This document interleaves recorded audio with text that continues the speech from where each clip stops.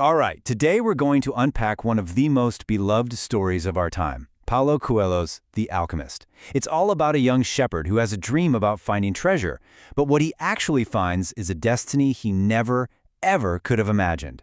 And it all starts with one simple but powerful idea. You've probably heard this quote before, right? Well, this single line is the absolute heart of the entire story. It's not just a nice saying, it's a promise, it's a philosophy, and it's the guiding light for our hero's whole adventure. It really sets the stage for a journey where dreams and destiny are literally woven into the fabric of the world. So first up, a shepherd's dream. Let's meet our guy. His name is Santiago. He's a young, thoughtful shepherd living a quiet life in Andalusia, Spain. Everything is predictable, it's comfortable, until a very specific and very persistent dream starts showing up.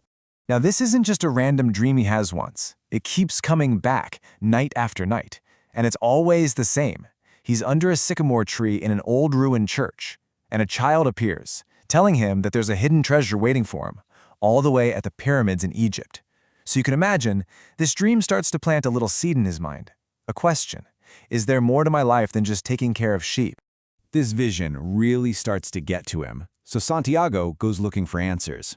And this brings us to part 2, the personal legend. This is where he has a fateful run-in with a mysterious old man in a city plaza, a man who will introduce the story's most important idea. This old man, who calls himself Melchizedek, the king of Salem, tells Santiago about something called a personal legend. So what is that? Well, it's basically your destiny. It's that thing you've always wanted to accomplish deep down. And the king explains that fulfilling this legend isn't just a fun hobby, it's your one true obligation in life. And that's such a powerful idea, right? The thought that we all have this unique purpose just waiting for us. To chase this personal legend, Santiago makes a huge sacrifice. He sells his entire flock of sheep, his whole livelihood. The king, in exchange for some of the sheep, gives him 2 stones called Urim and Thummim to help him make decisions when he's feeling lost. And he gives him the most crucial piece of advice of all: learn to read the omens. So, next up, Section 3, Trials in a New World.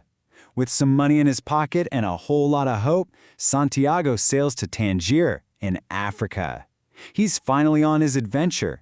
But the second he steps off that boat, his journey hits a massive, brutal wall. Talk about a reality check. The shock is just immediate. One minute he's in his familiar, safe world, and the next he's in a strange land. A young man he trusted to be his guide steals every single coin he has. Suddenly, he's gone from a shepherd with a mission to being totally alone, penniless, and lost. It is a moment of pure despair. But here's the thing. Instead of just giving up, Santiago finds a job in a struggling crystal shop, and he doesn't just clock in and out, he innovates. He cleans all the dusty glass until it sparkles, he builds a new display case out front, and he even suggests they serve tea in the beautiful crystal glasses, and it works. He learns that you can change your whole reality with just small, patient action.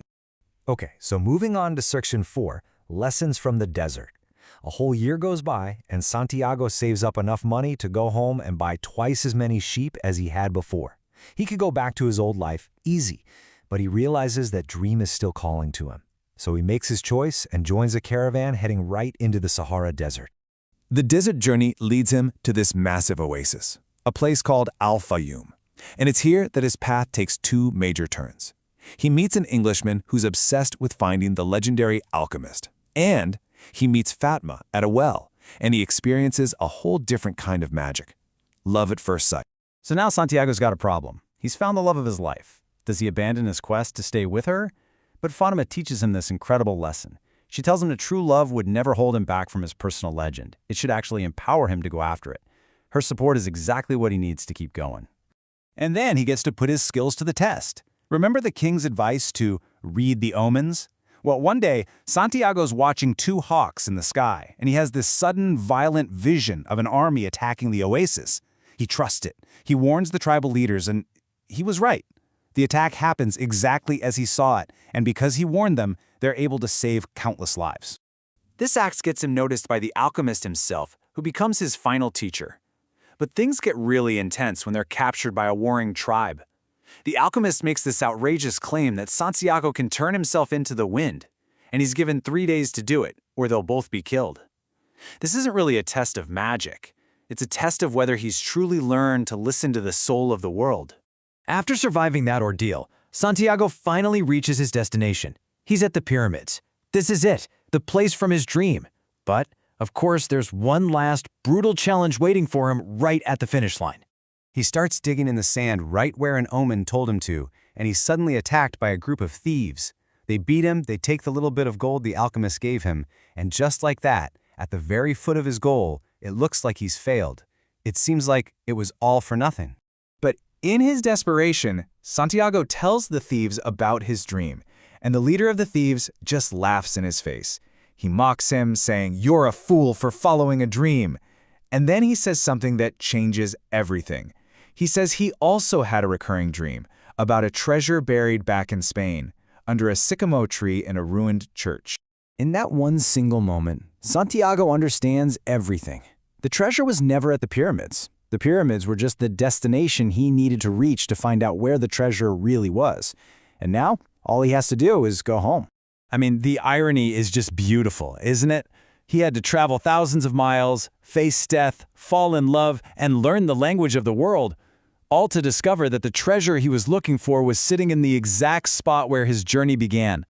So Santiago returns to the church, he digs at the foot of that sycamore tree, and he finds a chest overflowing with gold and jewels. But we know by now the true treasure wasn't the gold, it was all the wisdom he picked up along the way. The patience he learned, his understanding of love, the courage he found, and his ability to finally listen to the world around him. So, the ultimate takeaway is really this. Fulfilling his personal legend wasn't about the gold, it was about the transformation. The journey itself is what changed him into the person who was worthy of finding it. And that transformation, that was the real prize. And that leaves us with the story's big, lingering question.